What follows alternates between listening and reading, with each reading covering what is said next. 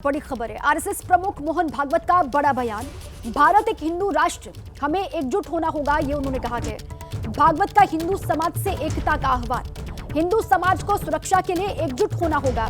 भाषा, जाति, प्रांत के मतभेद मिटाकर एकजुट हों, ये हिंदू समाज से आह्वान करते हुए आरएसएस प्रमुख मोहन भागवत, ये उनका बड़ा बयान। उन्होंने कहा कि भारत एक हिंदू राष्ट्र है, हमें एकजुट होना होगा।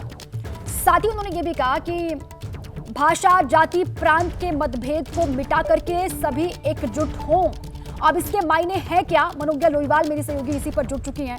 मनोज्ञा, ये इन बड़ी बातों का जिक्र किया मोहन भागवत ने और साथ ही वो पूरे हिंदू समाज को एकजुट करने की कोशिश करते हुए और ये कहते हुए कि भारत एक हिंदू राष्ट्र है और सभी को एकजुट होना होगा। इसके मायने क्या है?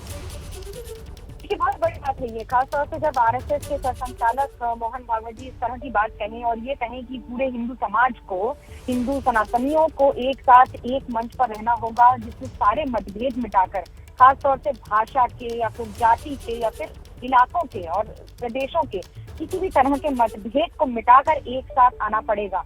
और एक बात उन्होंने बड़ी महत्वपूर्ण कही है कि सुरक्षा के लिए, अपनी सुरक्षा के लिए हिंदू समाज को, हिंदू सनातनियों को अपनी भाषा, अपने सारे मतभेद भुलाकर एक साथ आना पड़ेगा। और डिसिप्लिन ऑफ कंडक्ट और ड्यूटी, ये एक बहुत बड़ी बात हो जाती है। राष्ट्र के प्रति अपना समर्पण को कई गुना ज्यादा बढ़ाना भी पड़ेगा।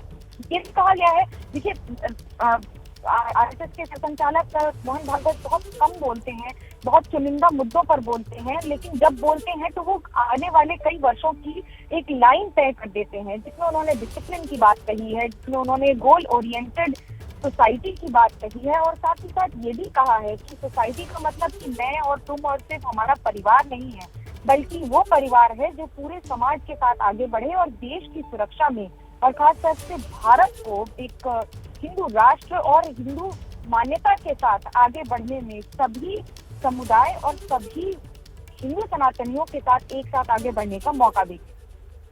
और बिल्कुल मनोज्ञा, हाल फिलहाल में जिस तरीके से बयान भी आए हैं मोहन भागवत के, उसके बाद ये वाला बयान, अब इस पर किस तरीके से रिएक्शंस आते हैं उस पर भी लगातार नजर होगी। बहरहाल बहुत बहुत शुक्रिया आपका पूरी जानकारी के लिए।